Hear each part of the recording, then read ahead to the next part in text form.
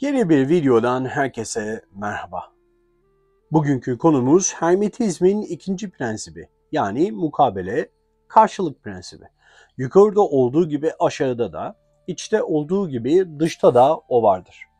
Bu kadim hermetik hakikat, Zümrüt Tablet'in sözleriyle ifade edilmiş olup, bizleri görünenin ötesine bakmayı ve mikrokozmos ile makrokozmosun ayrı varlıklar değil, aynı evrensel gerçekliğin iki yüzü olduğunu fark etmeye davet eder.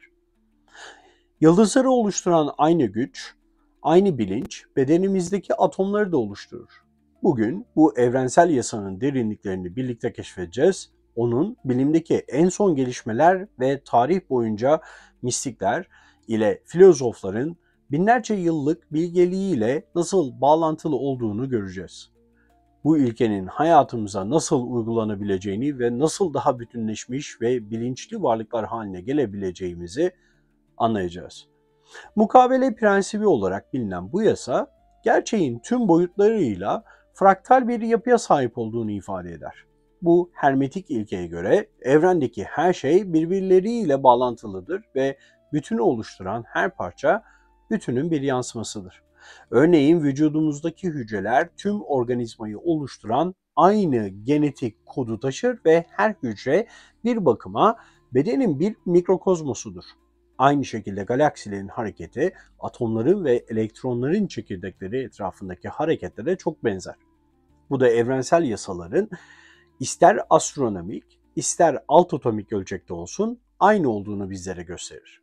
Mukabele yasası bize evreni büyük bir ayna gibi göstermeyi öğretir. Eğer gerçeği anlamak istiyorsak önce kendimize bakmalıyız. Makrokozmos, mikrokozmosu nasıl etkiliyorsa bizim içsel durumumuzda çevremizdeki dünyayı öyle etkiler. Ve burada güçlü bir anahtar buluyoruz. İçimizde olanı dönüştürdüğümüzde dışımızda olanı da dönüştürmüş oluyoruz. Ruhani bir bakış açısıyla yukarıda olduğu gibi aşağıda da o vardır ifadesi her şeyin bir bütün olduğu anlayışına bizleri götürüyor. İsa'nın çok bilgece bir sözü bulunmakta ki bunu Luka 17:21'de bulabilirsiniz. Tanrı'nın krallığı içinizdedir der İsa. Nasıl ki kozmos kendi içinde her şeyin potansiyelini barındırıyorsa, insan da içsel mikrokozmosunda ilahi olanın tohumunu taşır. İnsan zihni aynı anda hem gözlemci hem de evrenin bir yaratımıdır. Kozmik bütün her atoma nasıl yansıyorsa insan da evrenin bütününün bir yansımasıdır. Hermetik felsefeye göre her şey bir mikrokozmos, yani genişledikçe daha büyük evrenle uyum sağlayan küçük bir evrendir. Bu insanın kendi zihninden, düşüncelerinden ve duygularından sorumlu olmasının gücünü ve önemini ortaya koyar bizler için. Kendimize özen gösterdiğimizde dış dünyamıza da özen göstermiş oluyoruz. Filozof Plotinus şöyle der: İnsan kendini ne kadar çok tanırsa evreni ve ötesini de o kadar iyi tanır. Bu fikir hermetik ilkenin bir yansımasıdır aslında. Kozmosu anlayabilmek için önce içimizde var olan evreni keşfetmeliyiz. Ruhani öğretiler, içsel durumumuzun, düşüncelerimiz ve duygularımız aynı zamanda da inançlarımızın dış dünyayı algılama biçimimizi şekillendiren bir mercek olduğunu da bizlere öğretir. Eğer içimizde huzur varsa dünyayı huzur içinde görürüz.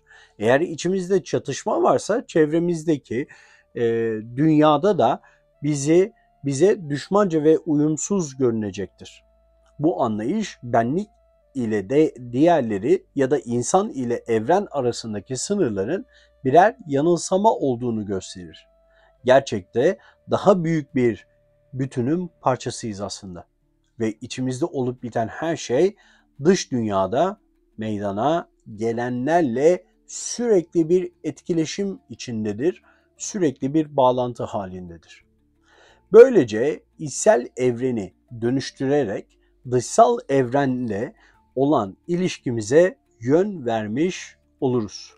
Mistikler için yukarıda olduğu gibi aşağıda da o vardır ilkesini anlamak, kozmosta var olan her şeyi potansiyel olarak bizim içimizde bulunduğunu kabul etmek demektir. Benim kanalımda, yani bu kanalda ve videolarımda sıkça ismini duyduğunuz, sıkça çalışmalarından bahsetmiş olduğum Carl Jung, insanın kişisel bilinç dışının, kolektif bilinç dışının bir yansıması olduğunu açıklamıştır. Kolektif bilinç dışı, yaşam deneyimimizi şekillendiren imgelerin, fikirlerin ve arketiplerin bir hazinesidir aslında. Nasıl ki kozmos sürekli hareket ve dönüşüm içindeyse, her insanın iç evreni de dinamik ve titreşim halindedir. Bu içsel evreni keşfeden birey yalnızca kendine dair yönlerini bulmakla kalmaz, aynı zamanda tüm kozmosun bir parçası olan arketipsel güçlerle ve evrensel hakikatlerle de bağlantı kurar. Bu nedenle ruhsal yolculuk içimizde var olan bu evrensel merkeze geri dönüş yolculuğudur. Tıpkı yukarıda olduğu gibi aşağıda da o vardır ilkesinin makrokozmos ile mikrokozmos arasındaki uyumu doğruladığı gibi, aynı zamanda ruh ile madde, varoluş ile eylem, içsel olan ile dışsal olan arasında bir entegrasyonu öne sürer. Yani bu yolculuk insanın Tanrı'ya, Yaradan'a geri dönüşü olarak da görülebilir. Doğa filozofu ve büyük simyacılardan biri olan Paracelsus, insanın kendini anlaması tüm şeyleri anlamaya atılan ilk adımdır der. Simyacılar için öz bilginin nihai amacı bütüne kavuşmaktır. İçimizdeki kurşunu, yani kötü olan maddeyi, korkularımızı ve şüphelerimizi ve sınırlamalarımızı altına, yani bilgelik, huzur ve öz denetime dönüştürerek evrenin ilahi akışıyla uyum sağlayabiliriz. Yani onu altına çevirebiliriz. Bu simyasal bir süreçtir. Yukarıda olanla aşağıda olanı uyumlu hale getirme ve madde ile ruhu tek bir gerçeklik olarak görme sanatıdır aslında. Mukabele prensibi evreni birbirini yansıtan katmanlar ve gerçeklikler dizisi olarak görmemizi ister. Farklı varoluş düzeyleri arasında derin bir ilişki olduğunu ve bir gerçeklik seviyesinde meydana gelen bir olayın diğer seviyelerde yankıları, paralellikleri veya yansımaları olduğunu öne sürer. Ruh ile madde arasındaki ikilik bağlamında ikinci hermetik yasa, yani bu yasa, ruh ve maddenin, yani görünüşte zıt gibi dursalar da aslında aynı öz gerçekliğin yansımaları olduğunu ortaya koyar. Deneyimlediğimiz maddi dünya, ruhsal düzlemde işleyen güçlerin, fikirlerin ve yasaların bir yansımasıdır. Bu anlamda madde, ruhun ince yasalarının ve enerjilerinin bir gölgesi ya da dışa vurumudur. Mukabele prensibine göre ruh, her fikrin ve enerjinin kaynağı olan orijinal veya nedensel düzlemdir. Madde ise bu kaynağın bir yansımasıdır. Ruhun görünmez yasaları ve kalıplarına göre şekillenir. Ruhu kaynak, maddeyi ise bu kaynaktan yansıtılan bir görüntü olarak düşünelim. Madde yalnızca bu altında yatan ruhsal enerjinin varlığı ve hareketi sayesinde mevcut hale gelir. Böylece görünür dünya tıpkı bir heykelin bir fikirden yontulması gibi ruhsal düzlemin görünmez güçleri tarafından şekillendirilir. Aynı şekilde madde, görmek istediğimiz herhangi bir dönüşüm ya da değişim her şeyden önce ruhsal düzlemde, yani niyet, vizyon veya zihin aracılığıyla başlar. Bu ilişkinin anlaşılması için doğadan bir örnek vermek istiyorum. DNA'yı düşünelim. Gözle görülmeyen bir yapı, son derece karmaşık bir fiziksel organizmayı yaratmak için gerekli olan tüm bilgiyi içinde barındırmakta.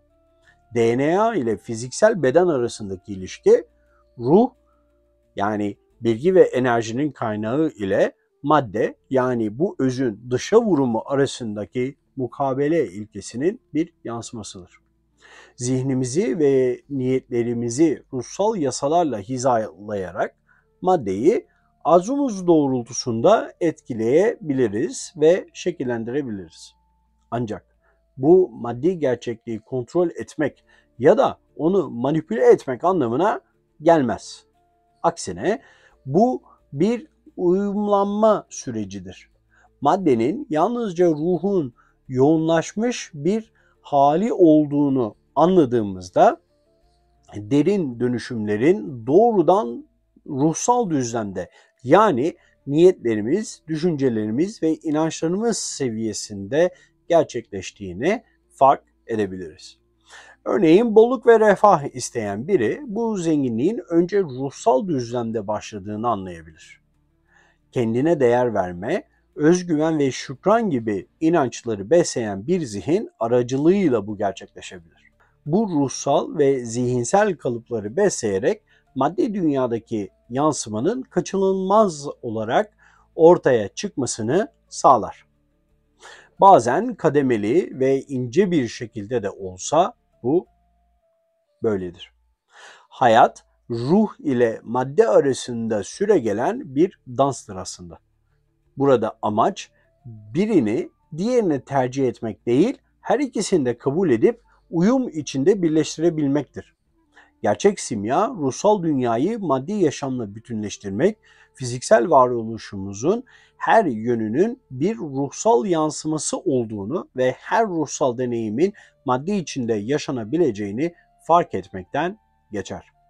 Bu genellikle ruhsal düzlemle ilişkilendirilen anlam ve amaç arayışının günlük hayatımıza olan etkilerini bizlere gösterir. Kendimizi meditasyon ve iç gözlem gibi öz bilgi pratikleriyle ruhen beslediğimizde aynı zamanda anlam dolu, tatmin edici ve dengeli bir maddi yaşamın temelinde güçlendirmiş oluyoruz. Sonuç olarak mukabele prensibi bize ruh ve madde arasındaki ikiliğin özünde algılarımızın yarattığı bir yanılsama olduğunu hatırlatır. Aslında ikisi de aynı evrensel gerçekliğin farklı ifadeleridir. Tıpkı bir prizmaya giren ışığın birçok renge ayrılması gibi. Ruh madde içinde kendini gösterirken özünü kaybetmez. Bu anlayış bizlere derin bir ruhsal özgürlük sağlar. Çünkü fiziksel düzlemde tam anlamıyla yaşam sürmenin ve maddeyi onurlandırmanın da ruhu ifade etmek olduğunu fark edebiliriz. O halde ruhsal yolculuğumuzun amacı maddeden kaçmak değil, onu aşarak yani maddeyi aşarak hareket halindeki ruhun bir yansıması olarak görmek olmalıdır her zaman. Hermetik ilke olan yukarıda olduğu gibi aşağıda da o vardır. Yalnızca felsefi ya da ezoterik bir kavram değildir. Doğa olaylarında açık ve nesnel bir biçimde kendini çok rahat bir şekilde gösterir. Doğal dünyayı gözlemlediğimizde küçük ölçekle gördüğümüz yapıların işleyiş kalıplarının ve çok daha büyük boyutlarda tekrarlandığını fark edebiliyoruz. Mikrokozmos ile makrokozmos arasındaki bu karşılık ilkesi yalnızca sembolik değildir. Aynı zamanda da maddeyi ve enerjiyi yöneten temel kalıpların içine işlenmiştir. Doğada yukarıda olduğu gibi aşağıda da o vardır ilkesinin en çarpıcı örneklerinden biri fraktal olgusudur. Fraktaller farklı ölçeklerde birbirini tekrar eden şekillerdir. Ve hem mikroskobik nesnelerde hem de devasa yapılar içinde gözlemlenebilir.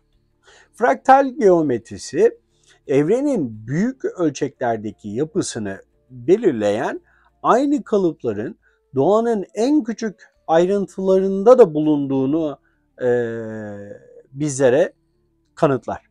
Örneğin Nautilius kabuğunun spiral simetrisini ele aldığımızda ve bunu bir sarmal galaksinin şekliyle karşılaştırdığımızda bir çiçeğin yapraklarının büyümesini düzenleyen Fibonacci sayılar dizisi galaksi kodlarının oluşumunda da aynı şekilde kendilerini gösterir. Yukarıda olduğu gibi aşağıda da o vardır prensibi bu örüntülerin tekrarı içinde görünür hale gelir ve doğanın evrensel bir düzeni takip ettiğini bizlere anlatır.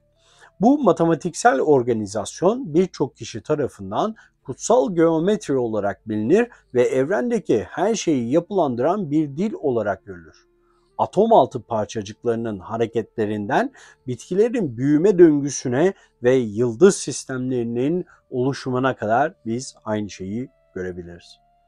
Doğa birbirini yansıtan döngüler tarafından yönlendirilir. En küçük organizmalardan en büyük ekosistemlere kadar yaşam döngüsü yani doğum, büyüme, ölüm ve yeniden doğuş evrenselliği en açık şekilde gösteren örneklerden biridir. Tıpkı mevsimlerin sürekli değişen bir döngü içinde ilerlemesi gibi tüm canlılar da kendi yaşamlarında bu döngünün bir versiyonunu deneyimlerler. İnsan bedeninde örneğin dolaşım sistemi dünyanın hidrolik sisteminin bir mikrokozmosudur. Nasıl ki nehirler okyanusa akıyorsa, denizlere akıyorlarsa kan da kalbe akar ve oradan da vücudun geri kalanına yayılır. Tüm parçaları besler ve birbirine bağlar. Her ikisi de benzer bir akış ve geri dönüş prensibini takip ederler. Bu da makrokozmos yani dünya ile mikrokozmosun yani insanın aynı temel bilinç tarafından düzenlendiğini bizlere gösterir. Mikro ile makro arasındaki bu karşılık uyku ve uyanıklık döngülerinde, hücresel aktivitelerin ritminde ve gezegenlerin dönüşünde de kendini bizlere gösterir. Bu mukabele prensibinin tüm yaşamsal süreçlerde temel bir kod olduğunu bizlere kanıtlar.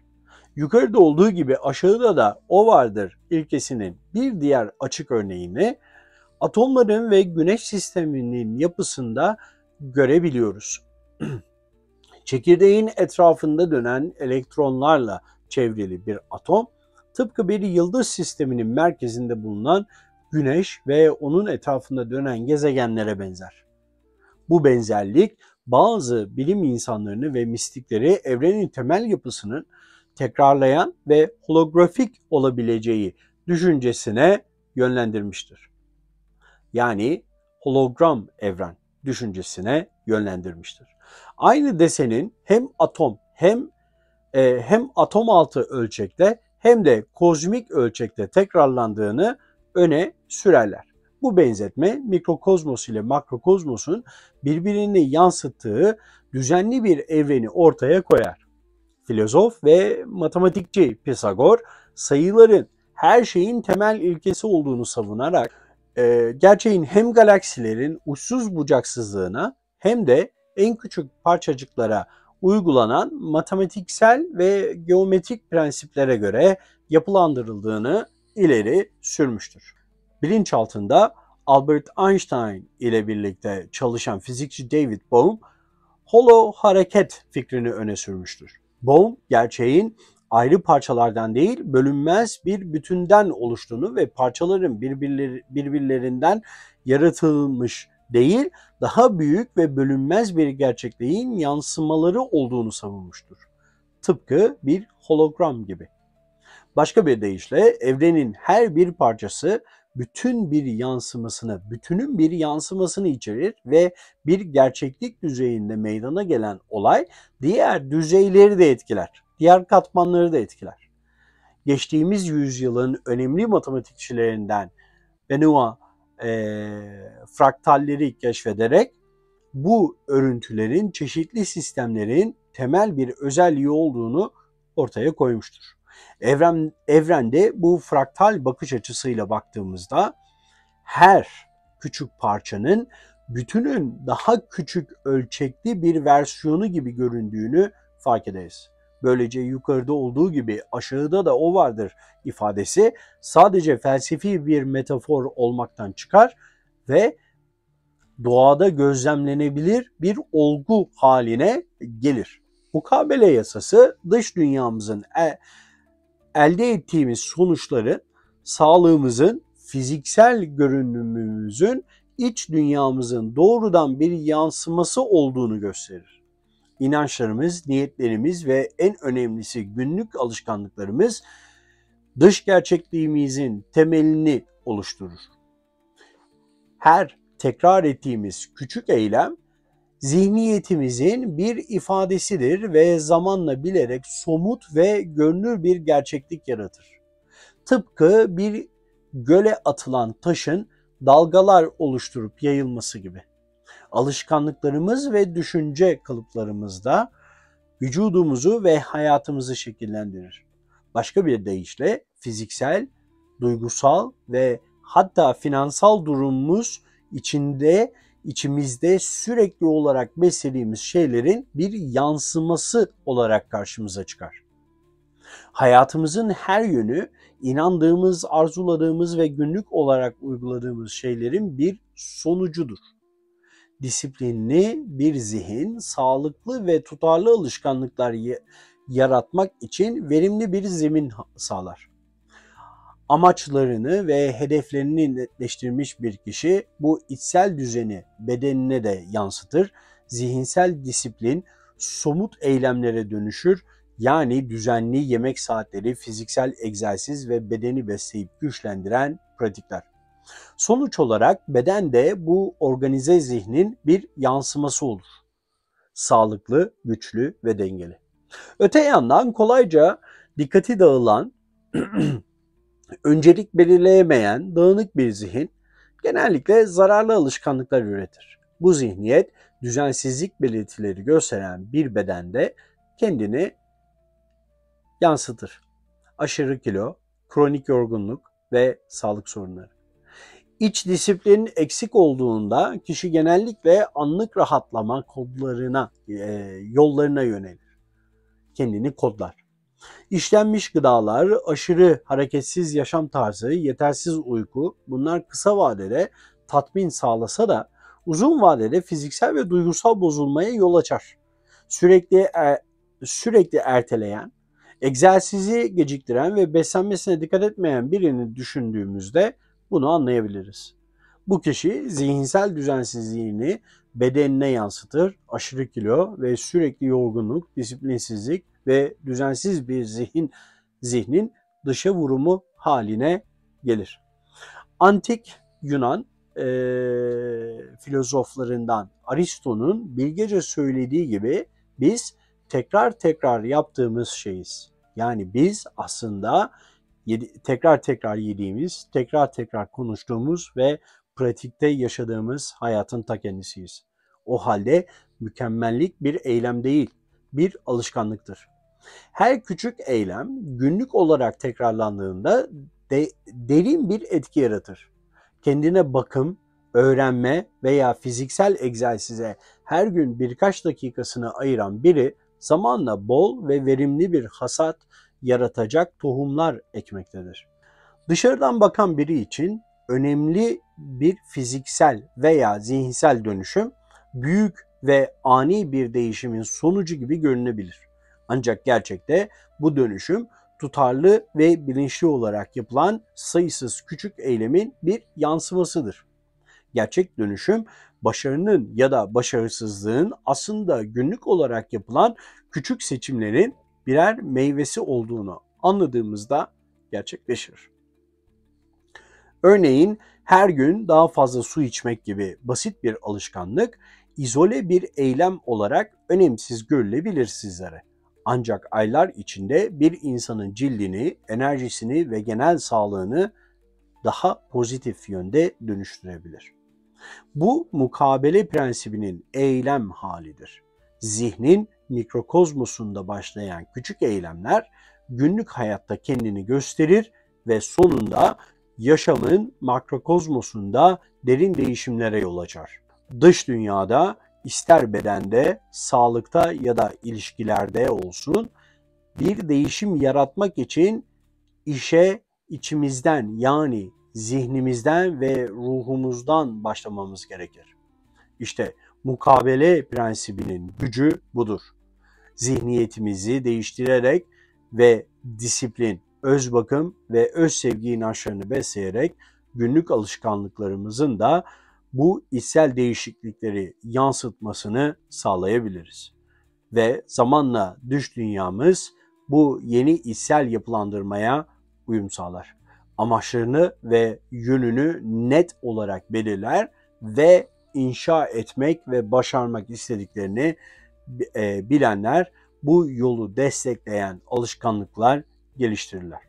Güçlü bir beden, berrak bir zihin ve düzenli bir yaşam varoluşun bir anlamını bulan ve bunu her küçük eylemiyle ifade eden bir ruhun yansımalarıdır. Mukabele prensibi üzerine düşündüğümüzde bu kadim bilgeliğin yalnızca teorik bir kavram olmadığını anlamaya başlıyoruz. Bu ilke daha uyumlu, gerçek ve bilinçli bir yaşam sürmemiz için bize bir pusula sunar. Bu prensibi günlük hayatta uygulamak, iç dünyamızı dış dünyamızla uyumlu hale getirmemize yardımcı olabilir ve böylece açlık, duygusal denge ve iyi olma hali sağlayabilir. Nasıl ki evren kendini döngüler ve uyum içinde organize edebiliyorsa biz de içimizde bu dengeyi aramalıyız. Özünde evren canlı bir melodi gibidir ve her birimiz bu bütünlük içinde titreşen birer notayız. İçimizde olan dışımıza tezahür eder. Düşüncelerimiz, inançlarımız ve günlük alışkanlıklarımız çevremizdeki gerçekliği, dış dünyada yaşanan gerçekliği dokuyan görünmez ipliklerdir. Mukabele prensibi bize kendi varoluşumuzun heykeltıraşları olduğumuzu hatırlatır. Kil bilinçaltımızdır ve keski eylemlerimizdir. Ve böylece sakin bir gölge, yıldızlı gökyüzünü yansıtan bir ayna gibi hayatta ruhumuzda yayılan şeye tam olarak karşılık verir. Eğer huzur istiyorsak içimizde sürekli sükuneti ve huzuru beslemeliyiz. Güç istiyorsak onu disiplinle büyütmeliyiz. Eğer sevgi istiyorsak onu içimizde saf ve sönmez bir alev gibi filizlenmesine yardımcı olmalıyız. Şunu her zaman hatırlatmalıyım. İçimizde ne yaratıyorsak dünyada onu bize yansıtacaktır. Yukarıda olduğu gibi aşağıda da, içte olduğu gibi dışta da o vardır. Her seçimimiz sonsuzlukta yankılanan sessiz ve bilinçli bir dua olsun ve varlığımızın en yüce ifadesini dünyaya sunsun istiyorum. Bir videonun daha sonuna gelmiş bulunuyoruz. Bana ayırdığınız zaman için teşekkür ediyorum efendim. Bir sonraki videoda görüşmek üzere. Hoşça kalın.